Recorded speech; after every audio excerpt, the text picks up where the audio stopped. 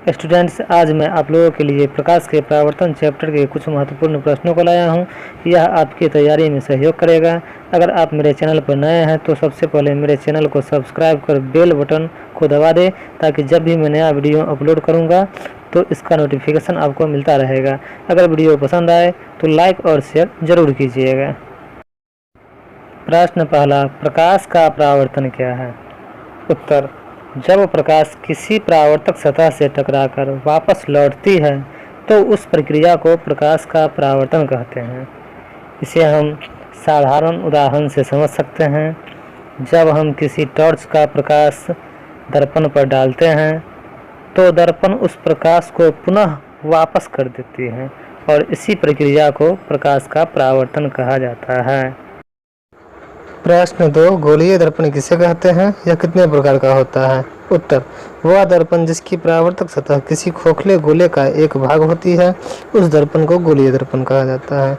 इसे हम इस प्रकार से भी कह सकते हैं, गोलीय दर्पण कांच के खोखले गोले का एक भाग होता है जिसकी एक तरफ की सतह पर चांदी की पतली परत चढ़ाकर किसी गहरे रंग से रंग दिया जाता है। इस प्रकार के दर्पण को ही गोलीय दर्पण कहा जाता है। यह दो प्रकार के होते हैं, पहला अवतल दर्पण, दूसरा उत्तल दर्पण। प्रश्न 3, प्रकाश के परावर्तन के नियमों को बतावें। उत्तर, प्रकाश के परावर्तन के दो नियम होते हैं।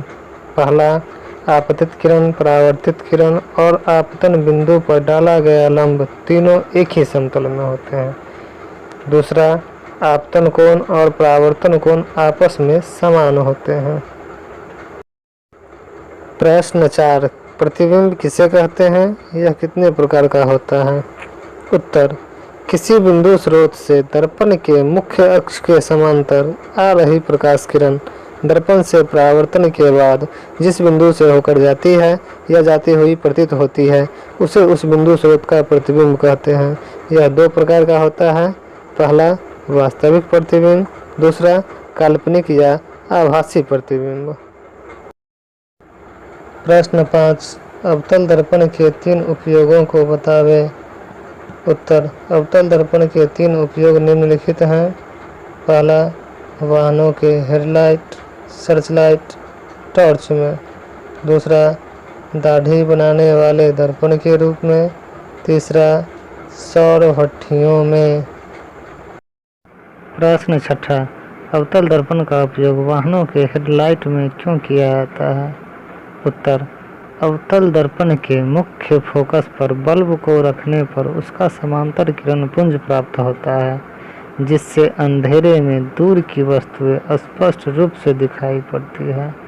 इसका अर्थ हुआ कि जब हम अवतल दर्पण के मुख्य फोकस पर बल्ब को रखते हैं तो उसका समांतर किरण पुंज प्राप्त होता है और वह जो है सीधे आगे की ओर प्रकाश पुंज को ले जाता है, जिससे कि हमें दूर रखी वस्तुएं स्पष्ट रूप से दिखाई पड़ती है।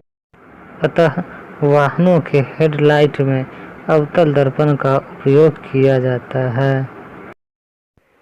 प्रश्न 7, उत्तल दर्पण का उपयोग वाहनों के साइड मिरर के रूप में क्यों किया जाता है? उत्तर, उत्तल दर्पण में किसी वस्तु का आभासी, सीधा, छोटा तथा स्वच्छ प्रतिबिंब बनता है।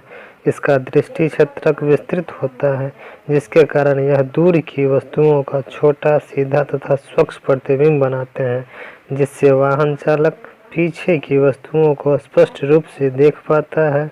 अतः उत्तल दर्पण का उपयोग वाहनों में साइड मिरर के रूप में किया जाता है। प्रश्न 8, आवर्धन क्या है? उत्तर, प्रतिबिंब की ऊंचाई और वस्तु की ऊंचाई के अनुपात को आवर्धन कहते हैं। इसे m से सूचित किया जाता है। आवर्धन m बराबर प्रतिबिंब की ऊंचाई बटा वस्तु की ऊंचाई। प्रश्न 9, वास्तविक प्रतिबिंब क्या है?